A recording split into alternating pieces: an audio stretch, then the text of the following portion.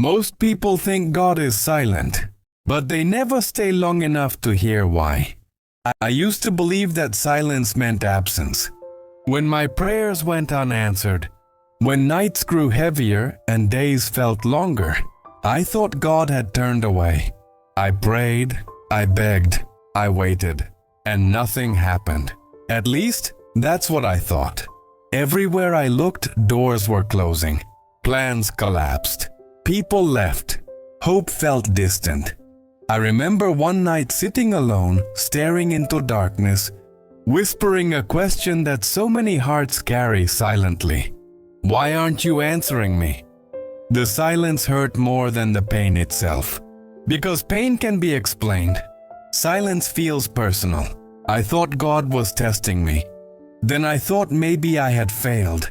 And eventually I feared that I was forgotten. But something strange began to happen in that silence. The silence starts working. Without realizing it, the silence changed my pace. I stopped running. I stopped forcing answers. For the first time, I listened, not with my ears, but with my heart.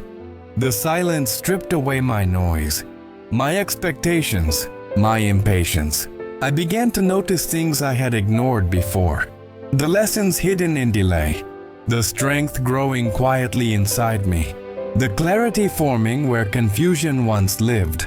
I realized something uncomfortable. God hadn't stopped speaking. I had only been listening for the wrong voice. I wanted loud miracles, instant signs, clear instructions, but God was shaping me in ways that noise never could. Silence taught me patience.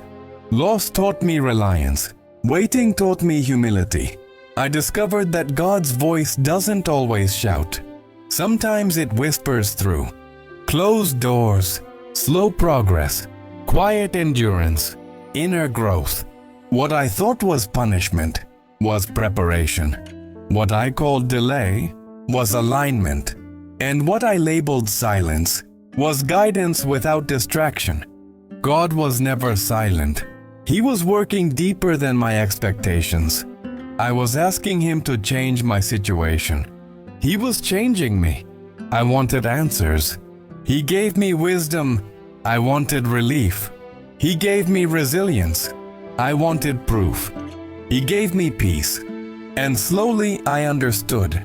The problem was not that God was silent. The problem was that I was not ready to hear Him. If you are waiting, if you feel unheard, if you think God has gone quiet, pause. Maybe the silence is not rejection. Maybe it's refinement. Maybe God is speaking in ways you haven't learned to recognize yet. Silence is not emptiness. It is space for growth. And sometimes the loudest answers come quietly. I no longer fear silence, because now I know God is never silent. We are just learning how to listen. May your heart find clarity. May your waiting bring wisdom. May your silence become strength. Amen.